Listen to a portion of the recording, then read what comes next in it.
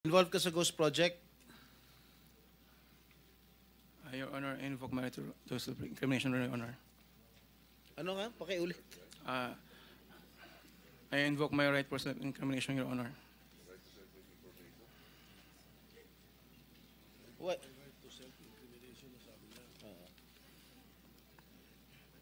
Hey, Mr. Arevalo. Yes, Sumagot po, ka yes, po, kagad. Your Honor. Ha? Yes po. Oh. Alin-alin yung mga proyekto na nawardan sa iyo ng DPWH at saan-saan to? Meron po kaming sa QC po, sa Metro Manila First. Meron din po sa Quezon. Bulacan. Your Honor, I invoke my right against self-incrimination, Your Honor. Anak ng patingo. Tinatanong ko, how can my question incriminate you? Tell me.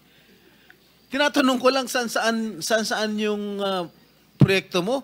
I invoke my right against self-incrimination? Sorry po, Your Honor. Ha? How can that incriminate you? Tell me.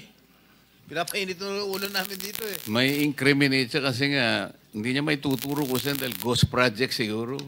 69,509. 69.5 billion. Bakit po nagkakaganon? Bakit ang lalaki po ng... So grand total, 208.9 billion. Eh samantalang nilagay nyo lang, 139.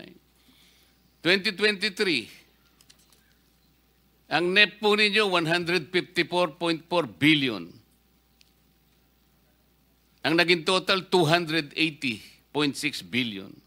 Ang wala sa NEP, 126 billion. O kung isasama pa natin ang unprogram, 25.2 billion. Bakit po kayo pumapayag sa ganun? O 2024, bilisan na lang natin. NEP, 170 billion. Wala sa NEP, 178 billion. So ang naging total, 349 billion. Hindi pa kasama yung unprogram pa na 85.7 billion. 2025,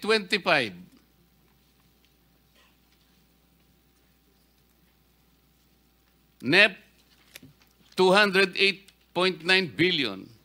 Hindi included sa NEP, 137 billion. So tingnan po ninyo, sir, Yes, sir. sa 139 billion worth of flood control projects, in-increase ng Congress by 50%. Kaya ang GAA nagkaroon ng additional 69.5 billion. Pwede nyo bang ibigay sa amin ang breakdown kung anong probinsya ang pinaglagyan ng yung additional na 69.5 billion? Alin-alin yung tatlong pinakamataas na probinsya nang nakakuha ng dagdag na 69.5 billion? Sino po ang nag-receive ng pinakamarami dito sa 69.5 billion? Gaano karami dito ang merong SARO? Ganito po yung gusto namin itanong sa inyo. Yes, sir, Mr. Chair. Yes, Mr. Chair, we'll provide you with the list of the SARO that we have released. As a matter of fact, all the SAROs po na release po ng DBM is already available on the website. But just the same, we'll provide you the list of those SAROs, Mr. Chair. Ito po ang tinatanong namin. Ito po yung ceiling lang ninyo eh. Bakit po biglang lumaki? Minsan doble pa. Sino ang nagmamanipulate nun? Paano nai-increase yung NEP na binigay ninyo? Yeah. Mr. Chair, as to the changes and amendments of the budget, we would like to inform you that the job of the DBM po will end the term of the preparation of the budget once we submit the NEP. So, hence, the changes and amendments po doon sa NEP lies with the Congress already. Hindi na po namin alam yun, Mr. Chair. So, it's with the Congress already because... as Hindi we po say- ninyo alam kung sino yung mga lumapit sa Congress para po madagdagan po yung ceiling na binigay niyo. Yun po yung gusto nating malaman eh. Alam po namin yun sapagkat nagtagal din po ako sa Congress eh. Bagamat hindi naman ako kasali doon sa mga Sino-sino po yung responsable na lalapit? Halimbawa sa iyo, Yusek, ikaw ang kauna-unahang nakakaalam kapag ka na-approve na yung GAA at ilan yung nadagdag na mga singitan dyan. Ikaw ang opisina mo ang kauna-una na sapagkat ikaw ang planning service. Tama o hindi? We know that, Mr. Chair. Hindi, Just to tinatanong ko si Yusek. Ay, yeah, okay. Tama po, pagka Oh, natanggap po namin tama, yung di ba? pag Pero natanggap po- alam mo din kung sino yung parating mga pumupunta sa opisina mo dito sa mga insertions na ito. Dito ako interesado. Your Honor, Mr. Chair, yung pong nangyayari sa budget deliberation hanggang after the NEP, hindi na po kami participant pagka ho na-defend na namin yung budget up to the plenary. Hindi ganon. Alam ko yung trabaho mo eh. Yusek ka ng planning service. Yan manggagaling lahat yan. Hindi naman ma-operationalize natin ng hindi. Diyan nakakarga lahat eh. Sa opisina mo. Ikaw ang merong responsibility dyan. Kaya alam ko kung sino-sino ang lalapit sa'yo. Your Honor, Mr. Chair, yung National Expenditure Program po, yun po yung manggagaling sa ahensya. Yun pong General Appropriations Act, hindi na po namin alam kung paano po nadagdagan ng DPWH at nabawasan yung ibang naming programa. Ibig mong sabihin, hindi mo alam kung sino ang pumasok sa kung paano napunta yung insertions? Yun po, Paano kung maipakita ko sa iyo na may kinalaman ka? wala po. Not necessarily na ikaw ang gumawa. Ibig ko sabihin na nalalaman mo na nangyayari ito. Posible po, Your Honor, Mr. Anong posible? Hindi mo ba alam na nangyayari ito in your presence? Ikaw kasi ang gagawa eh. Sir, Your Honor, Mr. Chair, in our presence po ng ahensya, hindi na po kami kasama. Pagka ho na isubmit na sa bicameral conference committee, yung naaprubahan na, ayun pong House Gab. No, sige. Yan sagot mo kasi tatapusin ko lang itong mga kasama ko kasi baka magtagal lang ako, magalit na naman sa akin, Senator Bato. Meron kang... Senate President. Thank you, Senator Erwin. Nasa na si Ma'am Sara? Okay. Sige, bago ko punta si Mr. Teka, boss, sandali lang. Bakit hindi naka-upload at hindi available ang PCMA ngayon? Pina-check ko.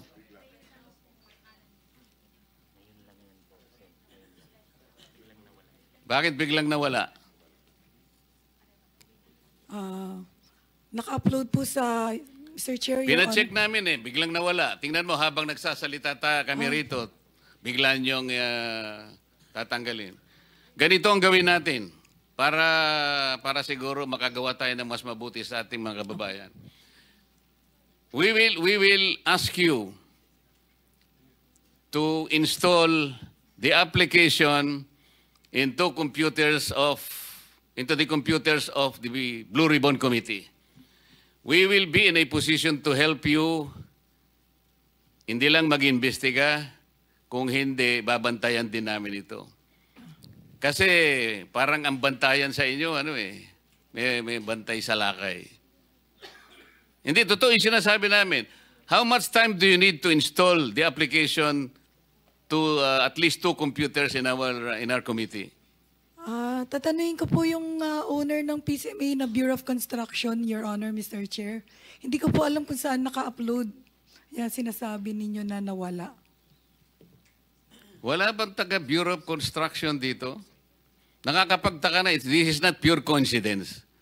Habang nagsasalita kami rito, pina-check ko, biglang nawala. Biglang unavailable. Kailangan po ibigay nyo sa amin. Ito nakalagay, service unavailable. Bigla-bigla naman. Nakakapagtaka naman. Sa dami ng projects sa buong Pilipinas, pumayag ka na tulungan namin kayo. The Blue Ribbon Committee from now on will ask you to give us that application para itong staff namin dito, araw-arawin namin. Makikita namin yan. Makikita namin yan. Opo, Your Honor, sasabihin ko po sa process owner sa Bureau of Construction na i-upload yung Hindi, dadalhin niya dito niya i-install para ngayon. At siyempre, kinakailangan niyang kahit papano sabihin yung staff namin.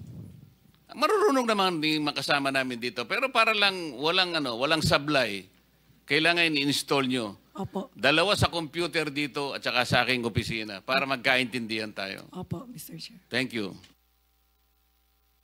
Thank you, Mr. Chair. Madam Sara, tungkol sa mga kotse mo ulit, sinabi mo kasi sa interview mo na 4 na po yung kotse mo na luxury cars. E ngayon, inamin mo 28 lang. Ano nangyari sa 28 po yung luxury cars, Okay. pero may service cars kasi kami na under the name of the company po. Alright. Doon sa 28 luxury cars, ano yan? Rolls-Royce? What else? Ah, Okay. Isa-isa natin. Magkano Rolls-Royce? Kano bili mo sa Rolls-Royce? I am not familiar. Oh, come kung ano on. yun. Oh, come Nasa on. ano yata. Bumili ka na napakamahal na kotse, di mo alam kung magkano mo binili. No, I know the price. yeah. Tell us, Pero tell us. we did not buy this on a cash basis. Parang Oh, installment so, na how siya. much is the Rolls-Royce? So the Rolls Royce was around parang 42.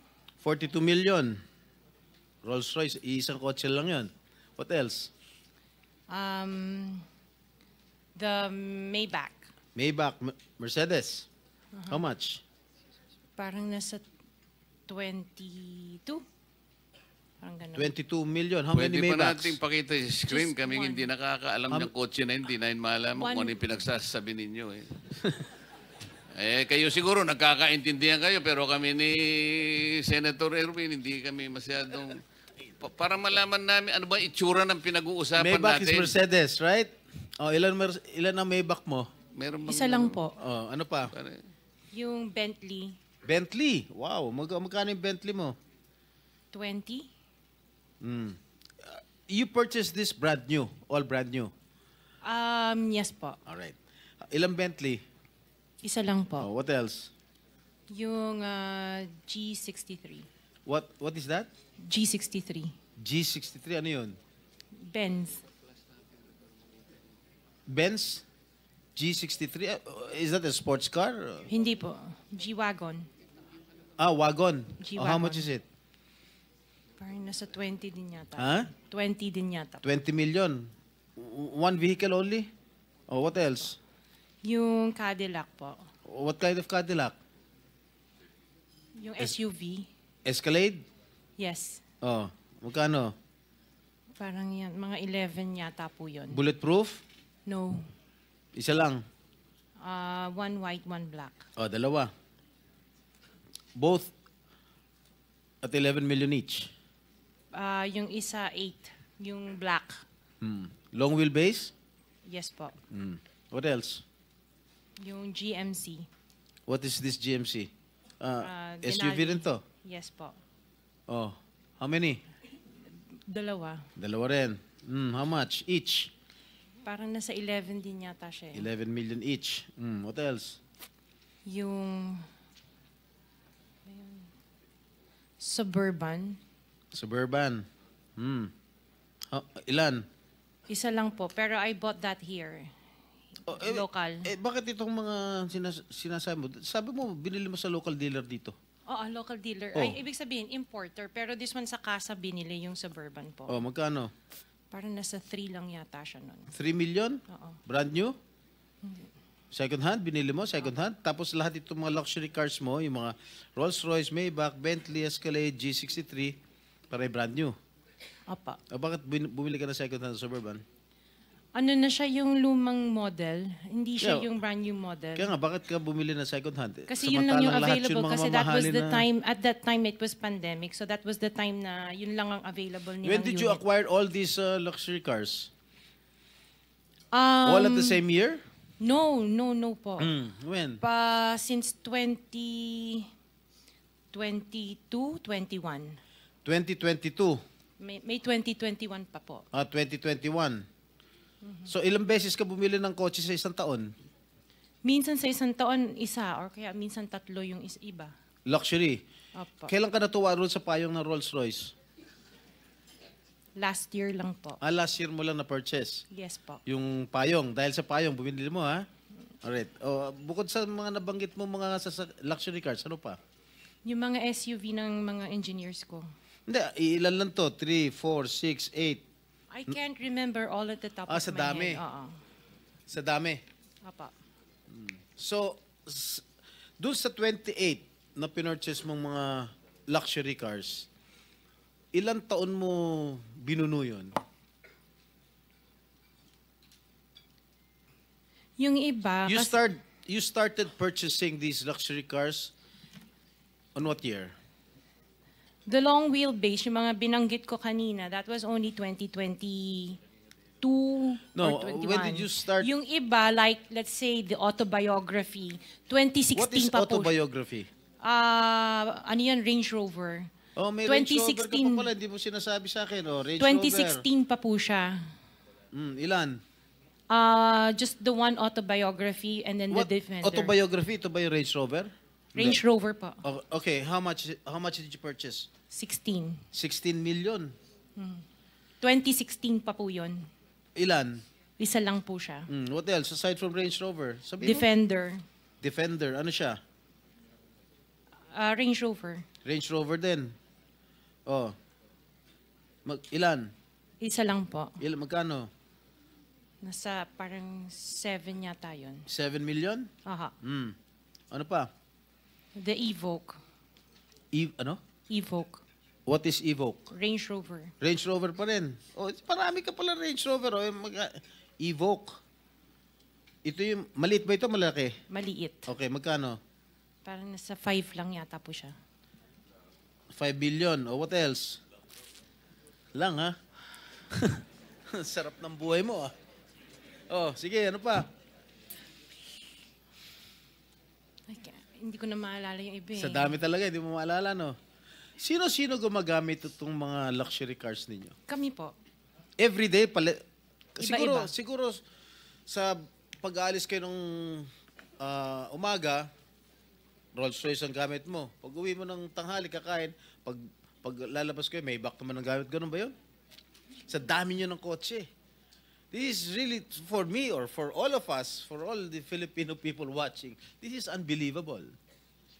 To have 28 or 40 luxury cars at your disposal. Ngayon lang ako nakarinig na isang tao o mag-asawa na ganito, kadami ang kotse na mamahalin. Hindi na bali yung mga Fortuner, okay lang. Pero kayo, Rolls-Royce, Maybach, Mercedes-Benz, Bentley, Escalade, Range Rover, ilan? GMC, Suburban, G63, di ko na nga naintindihan yan eh. O sabi ni Senator Soto, tapos pera ng gobyerno. Ano ba? Nasaan ang konsyensya nyo, madam?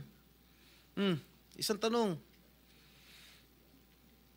Hindi ako naniniwala na wala kayong contact sa DPWH. Hindi kami naniniwala. Pati siguro si minority leader, hindi naniniwala wala kayong contact. Pati si chairman, hindi naniniwala wala kayong contact. Ngayon, huwag ka tumingin tumingin ka sa akin. Wala naman nagtatanong dyan. Sino ba tinitignan mo dyan? Oh, magkano binibigay mong porsyento o advance sa mga tiga DPWH para mabigyan ka ng proyekto? Wala po ako binibigyan sa DPWH po. Baka may ipakita ako sulat sa'yo. Mamin ka na. Wala po ako talagang... Kasi hindi po ako nakikipag-transact with the DPWH. At the end of the day, pag nagsinungaling ka, ipapakita ko yung sulat. Minimum mo. Di ba umabot hanggang 40%? Wala po ako, sa DPWH wala po akong Sige. kausap talaga. Sige, I will take your word for it. Pagka meron ako nilabas sa'yo mamaya, okay? Mag-isip-isip ka. Hindi ako nagbibiro. Wow. Mr. Arevalo, kanina, nandito ako kanina, umakyat na ako. Pagbalik ko rito, nakatungo ka pa rin. Sino ba talaga kausap mo dyan? Buksan mo yung mic. Wala po, Your Honor. Meron ka ba abogado? Yes po, Your Honor. Ikaw ang may-ari ng Wawaw. Opo, Correct? Your Honor. Ano ba yan? Sole proprietorship, partnership, or corporation? Sold po, Your Honor. Sole, ikaw lang. Magkano paid up capital? Magkano capital mo dyan? Nung una po is 9 million po, 2017. 9 million. 2017 po, nag-start po kami. 2017. 17 po. Up to now. Hindi po. Sole proprietor pa rin hanggang ngayon. Apo. Okay. Paano ka naka-garner with 9 million as your capital? Paano ka nakakuha ng malalaking proyekto sa DPWH? Nag-start lang po kami nung 2019 po na may nagka-project po. 2019? Opo. Sino kausap mo? Wala po, Your Honor. Wala po. Wala kang kausap? Wala po. Okay. Involved ka sa Ghost Project? Your Honor, I invoke my right to self-incrimination, Your Honor. Ano nga? Pakiulit. I invoke my right for self-incrimination, Your Honor. What?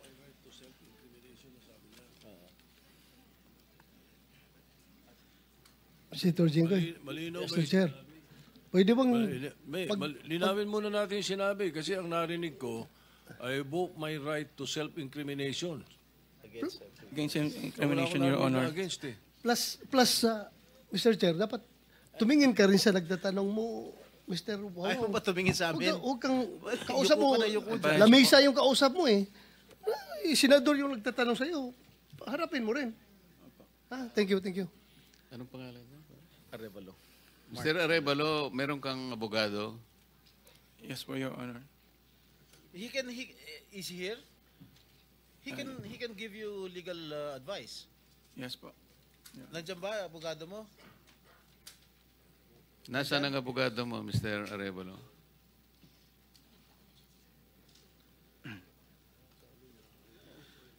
Nasagot ko po, Your Honor.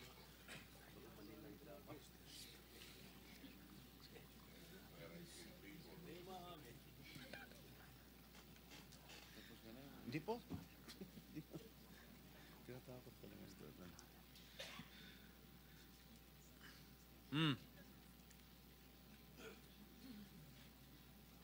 Oh, answer.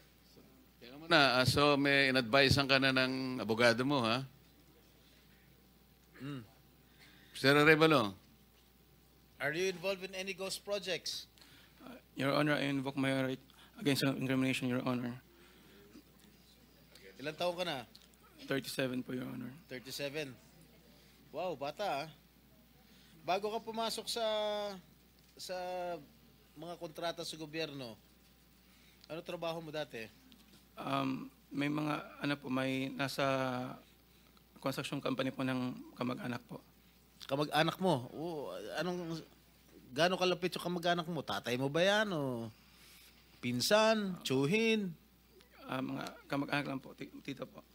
Nga, sino ang kamag-anak? Maraming kamag-anak. Tita po. Ha? Mga tita po. Tita mo? Po. Nasa construction business? Opo. Tinuruan ka? Naglayasan po muna po. Ha? Layasan po. Ano Your Honor. yung mga proyekto mo? Ano mga nakuha mo proyekto rito sa DPWH? At saan?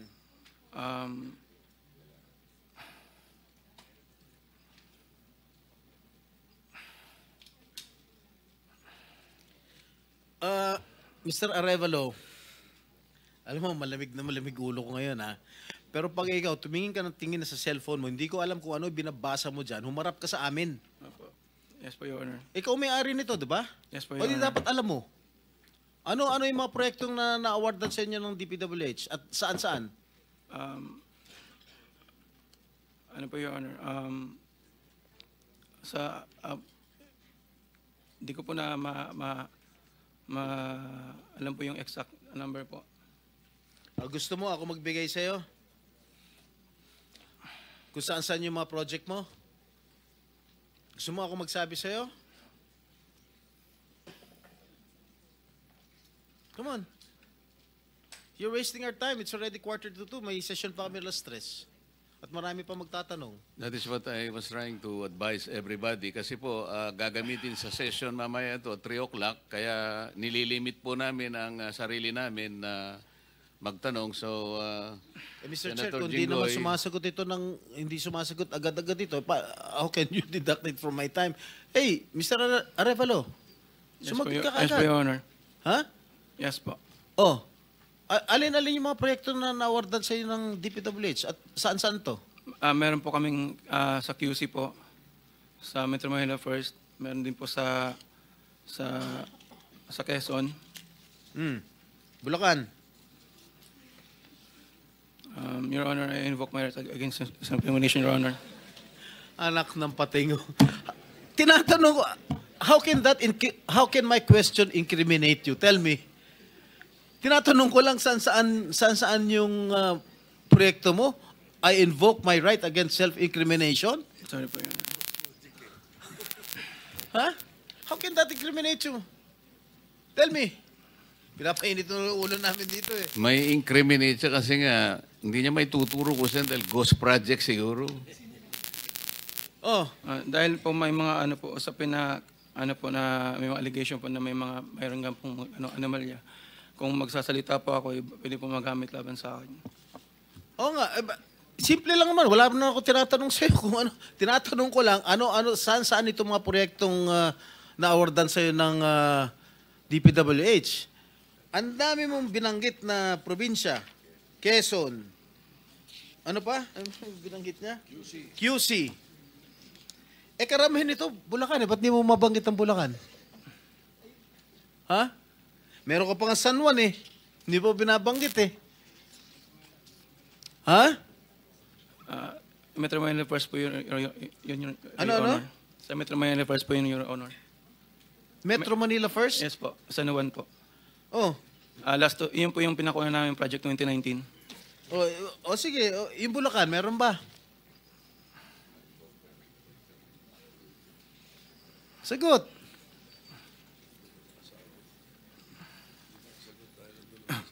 Your Honor.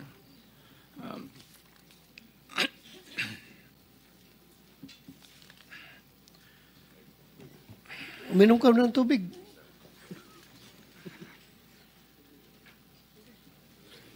Oh. Ilan? Ilan? Di ko pa sigurado, Your Honor. Oh, dito base sa record namin, meron kang 42 projects sa Bulacan. Meron kang 42 projects sa Bulacan. Yung bulk ng na-award na contract sa inyo ng DPWH, ang bulk mo nasa Bulacan. 42. Ha? 2 sa San Juan. 2 yata sa Quezon. Meron sa Ilocos Norte. Meron sa Caloocan. Meron sa Laguna. Yan, Bulacan lahat to. San Juan. Quezon City. Tsaka identical ang presyo, ha? Identical ang mga presyo rito. 77 million, 77 million, 72 million, 72 million. Sino ba? Bakit ganun?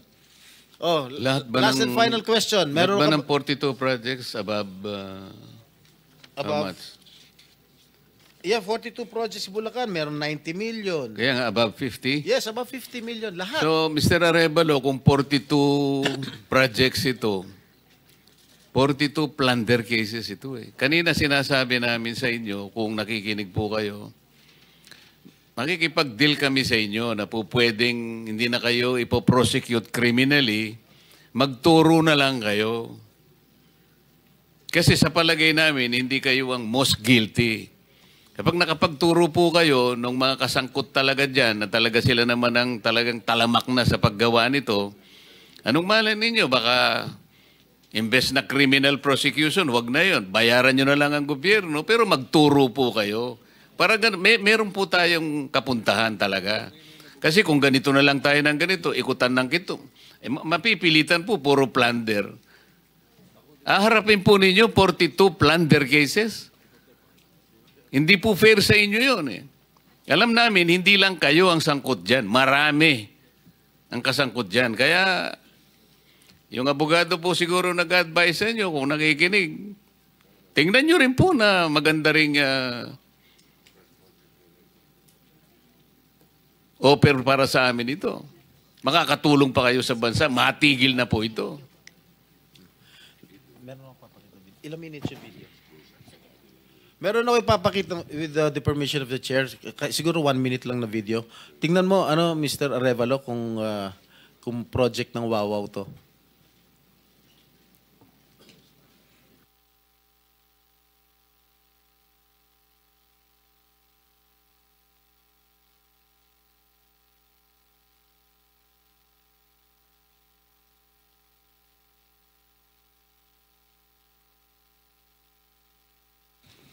Familiar ka dito? Familiar ka, Mike? Hindi po, Your Honor. Hindi. Dahil, hindi ka nga talaga magiging familiar dahil ghost nga. Tama? Yan, ang nakalagay dyan sa report, completed. Nakakubra ka na. Nabayaran ka na ng gobyerno. Pero, hindi pa completed. Tama ba, Ms. Cabral? Are you aware of this? Ngayon lang po na nakita yung video, Your Honor. Na hindi kompleto, di ba? Pero bayad sila. Wala po akong nakikita. Sa Hagonoy, Bulacan. So, hindi mo alam, Mr. Arevalo? Ngayon ko lang din po Ha? nakita yung video. Ngayon ko lang din po nakita yung video, Your Honor. Oh, talaga hindi mo makikita dahil hindi mo naman alam. Kasi nga ghost. Di ba? Alam mo, nag-iisip na ako kung isa-site kita yung contempt dito eh. Huwag mo lang ako subukan, please.